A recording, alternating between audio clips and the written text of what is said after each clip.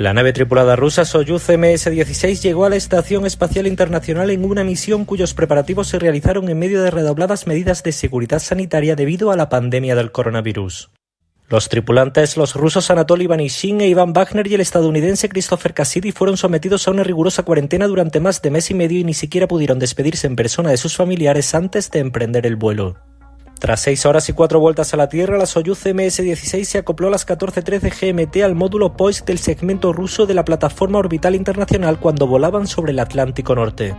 2 horas más tarde y solo una vez que se comprobó el hermetismo del ensamblaje y se igualaron las presiones, se procedió a la apertura de las escotillas y los recién llegados entraron en la plataforma que será su morada durante los próximos 196 días. La Estación Espacial Internacional, un proyecto de más de 150.000 millones de dólares en el que participan 15 naciones, actualmente está integrada por 15 módulos permanentes y orbita la Tierra a una distancia de 400 kilómetros y una velocidad de más de 27.000 kilómetros por hora.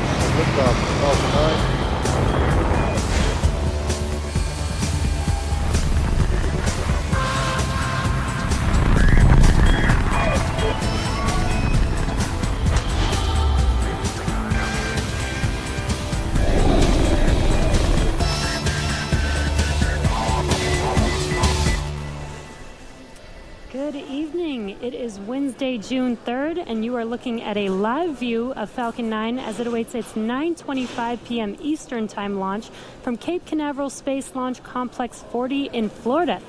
Hello from SpaceX headquarters in Hawthorne, California. My name is Jesse Anderson, and I'm a lead manufacturing engineer here at SpaceX. You're watching a live webcast for our 8th Starlink mission and our 9th mission this year.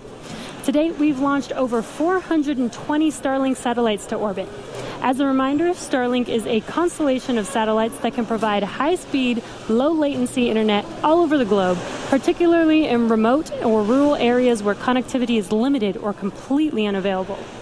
This latest launch comes on the heels of our historical first launch of humans over the weekend. In case you missed it, we'll give you a quick update on that later in the broadcast. At T-minus 9 minutes, all systems are go for an on-time liftoff this evening. And if for any reason there is a hold on the countdown today, we have a backup launch window opportunity tomorrow at 9:04 p.m. Eastern. You're looking at a live view of Falcon 9, our 70-meter two-stage liquid-fueled launch vehicle, getting ready for launch from Space Launch Complex 40, or SLC 40. This booster will be flying for the 5th time today. It previously supported the Telstar 18 Vantage mission, Iridium 8, and the first Starlink mission, as well as the 3rd Starlink mission. The bottom two-thirds of the vehicle is the first stage. You can see the soot markings left over from its last flight. And the first stage accelerates the vehicle through the Earth's atmosphere into space with the help of 9 Merlin engines at the base of the rocket. Today, we will be attempting to recover the first stage for the 5th time, which, if we are successful, would be the first 5th landing of a Falcon 9 booster. Today, we are using our drone ship, Just Read the Instructions, which was our very first drone ship, and opposed to our more commonly used drone ship, Of Course I Still Love You, since it was currently occupied by our Demo 2 Falcon 9 booster up until last night from this past weekend's exciting historical launch. Just Read the Instructions is currently stationed about 350 nautical miles northeast of the Cape and about 200 nautical miles east of Charleston. Above the first stage is the second stage, which has a single Merlin vacuum or MVAC engine, which ignites after the first stage separates. The second stage is what will carry the Starlink satellites into an elliptical orbit above the Earth's surface. From there, they will use their propulsion system to move up to their operational altitude of 550 kilometers. And Falcon 9 has been loading propellant since T-minus 35 minutes. And as a reminder, we use a rocket-grade kerosene, or RP1, as our fuel, and super-chilled liquid oxygen, or LOX, as our oxidizer to power Falcon 9. And currently, RP1 and LOX are nearly fully loaded on both stages, and LOX will continue to be topped off right until the last minute of the countdown. The stack of 60 satellites is safely enclosed inside of the 17-foot diameter payload fairing, which you can see on your screen. That's that pointed structure at the very top of the rocket. This protects the satellites from the aerothermal heating, aerodynamic loads, and contamination during ascent. But once we reach the vacuum of space, we no longer need them, so we will jettison the fairing as the second stage continues on its journey to orbit. We will be attempting to recover the fairing halves today using our recovery ships Mystery and Mischief at approximately T+40. La nave tripulada rusa Soyuz MS-16 llegó a la Estación Espacial Internacional en una misión cuyos preparativos se realizaron en medio de redobladas medidas de seguridad sanitaria debido a la pandemia del coronavirus. Los tripulantes, los rusos Anatoly Ivanishin e Ivan Wagner y el estadounidense Christopher Cassidy fueron sometidos a una rigurosa cuarentena durante más de mes y medio y ni siquiera pudieron despedirse en persona de sus familiares antes de emprender el vuelo. Tras 6 horas y 4 vueltas a la Tierra, la Soyuz MS-16 se acopló a las 14:13 GMT al módulo POIST del segmento ruso de la Plataforma Orbital Internacional cuando volaban sobre el Atlántico Norte. 2 horas más tarde, y solo una vez que se comprobó el hermetismo del ensamblaje y se igualaron las presiones, se procedió a la apertura de las escotillas y los recién delegados entraron en la plataforma que será su morada durante los próximos 196 días.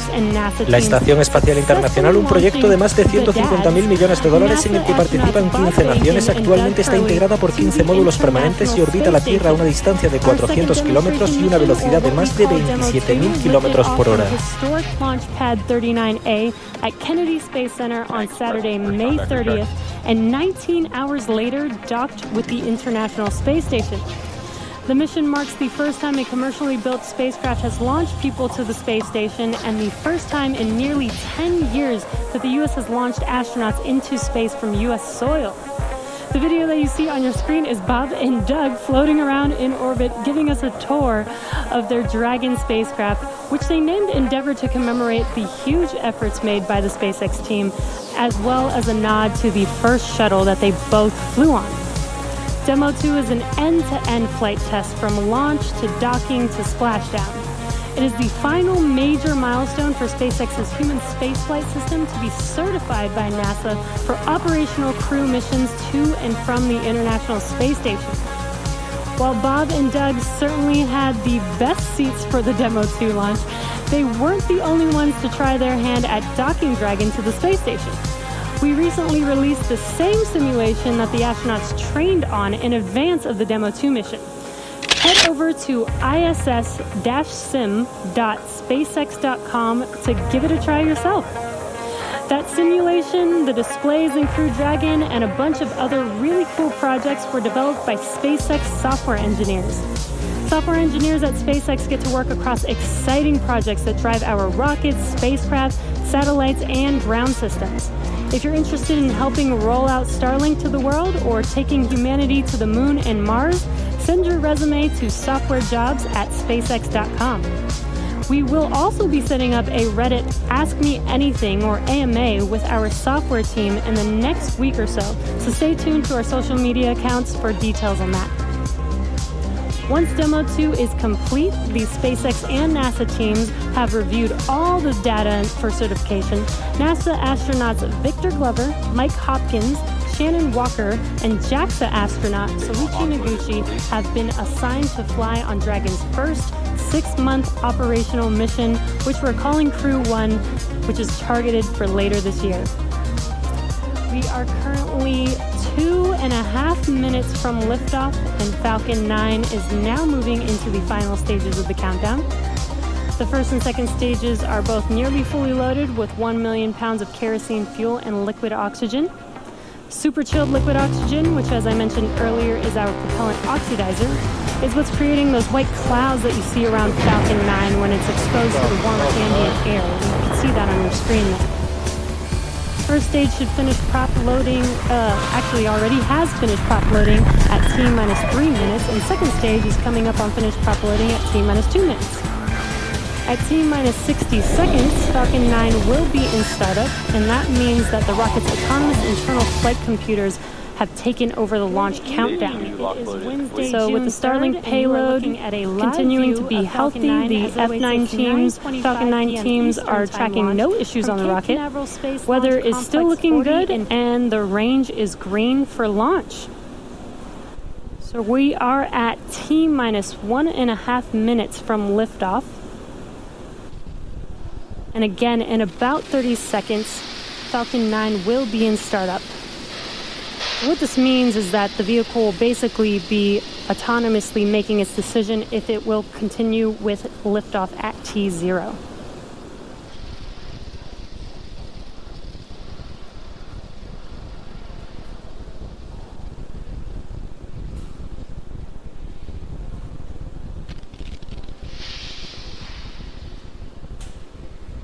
Falcon 9 is in startup. And there's that call out that Falcon 9 is in startup.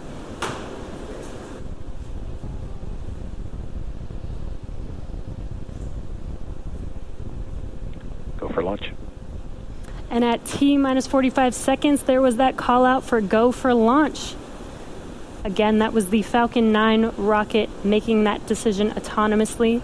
Now we are T-minus 30 seconds from liftoff of our Starlink payload tonight. So let's listen in and watch liftoff.